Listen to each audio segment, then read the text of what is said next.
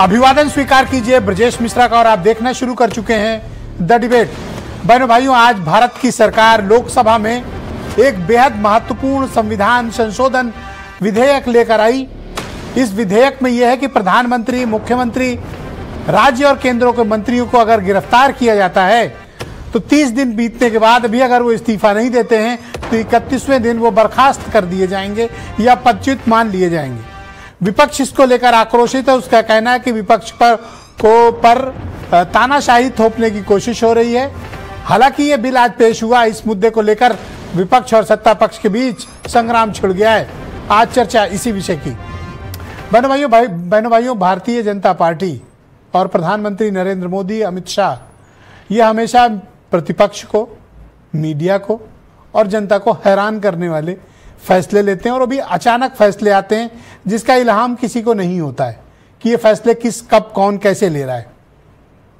तो कल शाम को, देर शाम यानी तकरीबन रात में एक विषय आया कि कुछ संविधान संशोधन का एक विधेयक लोकसभा में आने वाला है। रात में क्लैरिटी हुई। ये क्लैरिटी ये हुई कि एक ऐसा विधेयक का मसौदा भारत की सरकार ने तैयार किया है जिसके मुताबिक अगर पुलिस की हिरासत में, जेल में भारत का प्रधानमंत्री, केंद्रीय मंत्री, राज्यों के मुख्यमंत्री और राज्यों के मंत्री किसी भी मामले में अगर गिरफ्तार किए जाते हैं और 30 दिनों तक वो पुलिस की या न्यायिक हिरासत में रहते हैं यानी जेल में रहते हैं और इस्तीफा नहीं देते हैं, पद त्याग नहीं करते हैं तो 31वें दिन वो स्वतः बर्खास्त मान लिए जाएंगे। ये रात में मुद्दा आया। अब भारतीय जनता पार्टी का इस पर यह तर्क है कि वो संविधान की मर्यादा, शुचिता, स्वच्छता और राजनीति में पारदर्शिता लाने के उद्देश्य से इस संशोधन को हम लाए हैं, क्योंकि बीते दिनों लोग जेल गए, इस्तीफा नहीं दिए।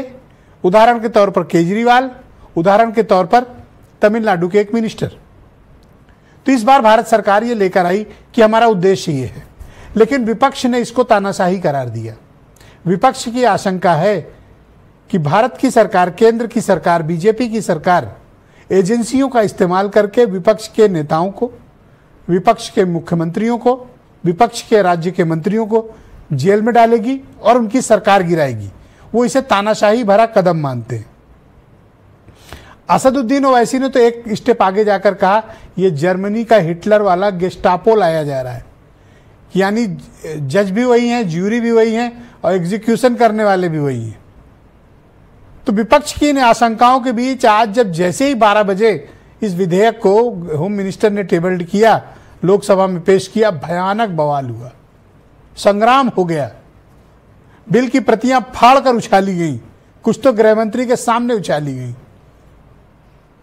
तो विधेयक तो पेश हुआ, उम्मीद थी कि इसको चर्चा में लाया जाएगा, इस पर कुछ आगे बात बढ़ेगी।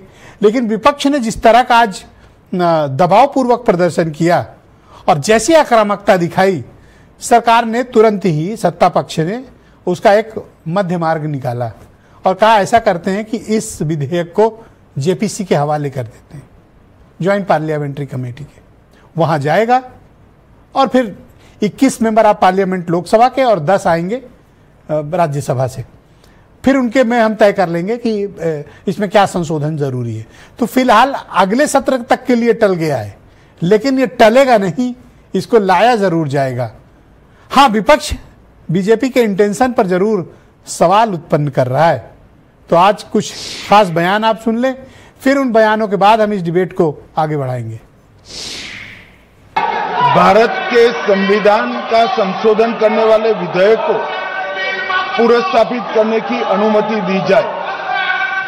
महोदय, मैं प्रस्ताव करता हूं कि जम्मू कश्मीर पुनर्गठन अधिनियम 2019 का संशोधन करने वाले विधेयक को पुरस्कृत करने की अनुमति दी जाए।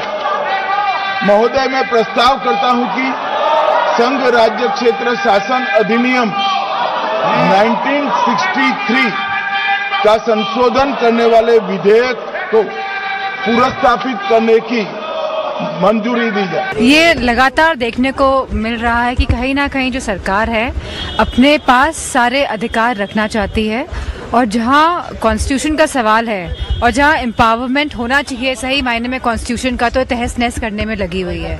और ये दर्शाता है, जिस तरह कॉन्स्टिट्यूशन अमेंडमेंट बिल 130 लाया गया है, वह दर्शाता है कि किस तरह सरकार घबराई हुई है और चाहती है कि ज़्यादा से ज़्यादा पावर सरकार के हाथ में रहे। अब ये लोग भी जागरूक हो गए हैं, वो समझ रहे हैं कि सरकार पूरी तरह कॉन्स्टिट्यूशन और लोकतंत्र के खिलाफ है।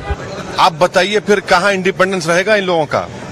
आप कैबिनेट के 6-7 लोगों को केस लगाइए, 30 दिन डालिए अंदर जेल में, गवर्नमेंट गिर गई उनकी। तो ये असल मकसद वो है, ये अनकॉन्स्टिट्यूशनल। अच्छा, उस बिल में ये भी है कि प्राइम मिनिस्टर को कौन अरेस्ट करेगा? प्राइम मिनिस्टर को बताइए।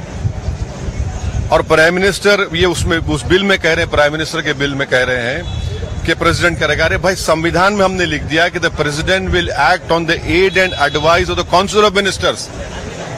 ये उसका कॉन्ट्रडिक्शन। दूसरा, गवर्नर को आप इख्तियार दे रहे हैं, गवर्नर आप अपॉइंट करते हैं। तो ऑल इन ऑल ये हमारी डेमोक्रेसी के लिए, ड्यू प्रोसेस के लिए, बल्कि भारत को एक पुलिस स्टेट बनाने का काम बीजेपी सरकार करना चाहती है इन तीनों बिलों के जरिए, जिसकी हम पुरजोर इसकी मुखालिफत करेंगे। तो बहनों भाइयों, आज की इस परिचर्चा को आगे बढ़ाएंगे। मेरे साथ उत्तर प्रदेश में भारतीय जनता पार्टी के प्रवक्ता डॉक्टर समीर सिंह मौजूद हैं, डॉक्टर शैलेंद्र शर्मा